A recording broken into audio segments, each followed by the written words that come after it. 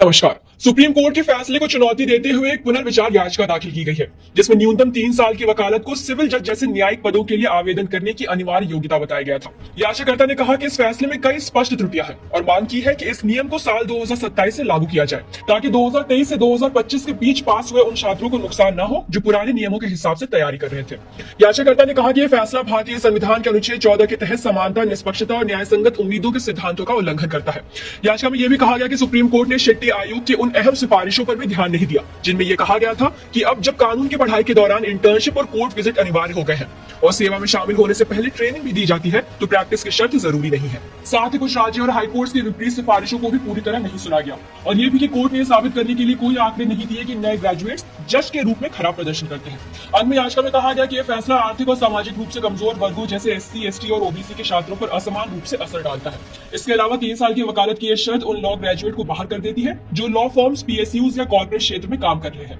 जबकि उनके पास प्रासंगिक कानूनी अनुभव है।